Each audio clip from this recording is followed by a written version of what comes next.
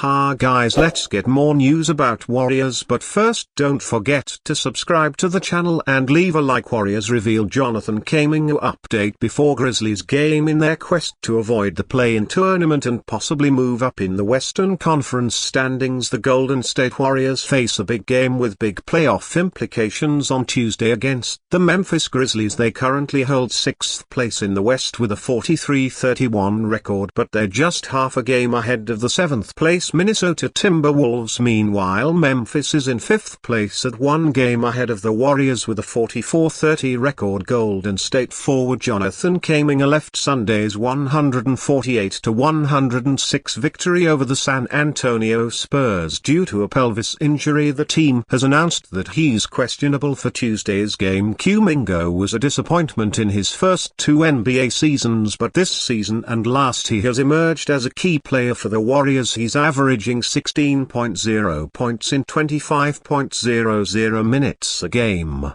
this season and is one of our most important reserves. He recently returned after missing over 2 months due to an ankle injury. As a team, the Warriors have won 18 of their last 23 games dating back to when Jimmy Butler made his debut with them. The 6-time All-Star forward has resurrected them and made them in the minds of many a team that can do some serious damage in the playoffs this year, but they will have to first get to the playoffs, and with the depth of talent in the Western Conference, getting there isn't necessarily a guarantee for them. Inside the Memphis Grizzlies' shocking firing of Taylor Jenkins, a source close to Green told ESPN when asked how serious Green was about leaving the franchise. He'd won 4 titles with to join the young upstarts he'd feuded with so publicly during a heated 6-game playoff series a year earlier. Green had even called Warriors coach Steve Kerr and teammates Stephen Curry and Klay Thompson to warn them that he was close to joining the Grizzlies via a lucrative sign and trade deal, sources told ESPN. Before Warriors owner Joe LaCab and new general manager Mike Dunleavy swooped in with a 4-year $100 million extension to keep him in the Bay. The Grizzlies were just as serious about acquiring Green, sources said, believing his experience, basketball intelligence and toughness were what the franchise needed as it tried to move past a disastrous season in which superstar point guard John Morant had been suspended 8 games by NBA Commissioner Adam Silver for brandishing a firearm in a social media post. And then the Grizzlies endured a disappointing first-round series loss to the 7th-seeded Los Angeles Lakers. Every analysis the team did on its season called for swapping out brash, bruising forward Dillon Brooks for a more mature veteran, someone with a similar edge that Morant and uber-talented young power forward Jaren Jackson Jr. would respect and learn from. Green, who'd had a controversial year of his own in Golden State, was their top choice, and Memphis did everything it could, even offering more than he ultimately signed.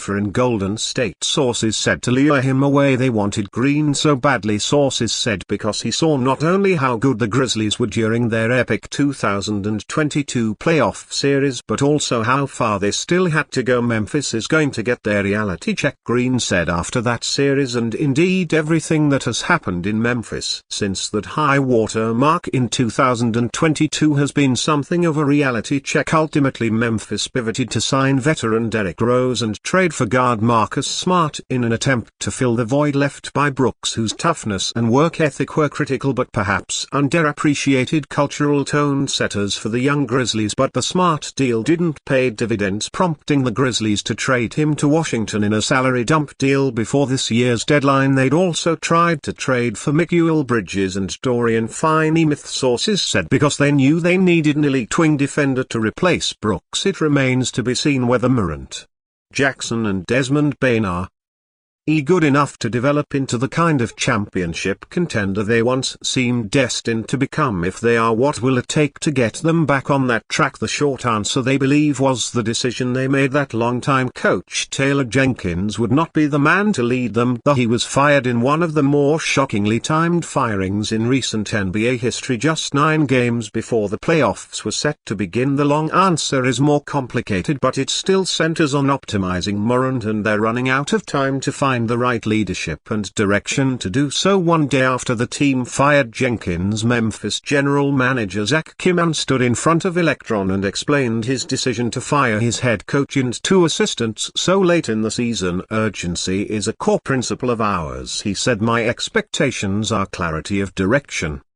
He didn't elaborate beyond those two main points, but anyone close to the team this season knows the lack of clarity he was referring to. Offensively, the Grizzlies had become something of a science experiment this season, offering glimpses at how several radical offensive concepts from Europe and spacing principles found in hockey and soccer would work in the NBA, but also how difficult it is to get full buy-in from players to implement them. Lonzo Ball sends blunt Stephen Curry message. He's got a point. At 37 years old, Stephen Curry's NBA legacy is pretty much secured at this point. Anything that Curry would add to his resume is just a cherry on top of an already tremendous all-time career. There is certainly room to move up the NBA ladder for the greatest shooter of all time. However, if Curry were to retire today, the legendary point guard would still have a solidified spot among the best to ever do it. The Golden State Warriors superstar helped change the way that basketball is played.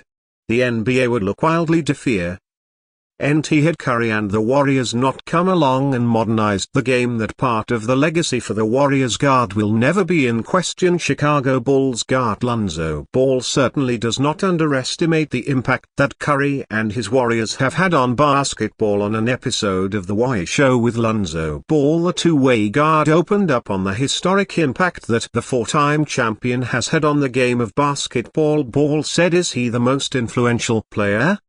Is actually a great question, and as I'm pondering it, I would have to say yes actually, especially the way the younger people are playing, even the way the NBA is playing now. Warriors and him, they really started all them threes. Ball's assessment of Curry's impact is more than fair. The sharp shooting point guard certainly changed a lot about how offense is played in the NBA. It has resulted in some of the most efficient offensive attacks that the league has ever seen, and the most skilled era in the history of the NBA emerging as a result. The old heads may not like it, but Curry certainly has a seat at the table with the other majorly influential figures like Michael Jordan, Magic Johnson, Larry Bird, etc. And you fan, what do you think about Lonzo Ball's situation? Write to us in the comments.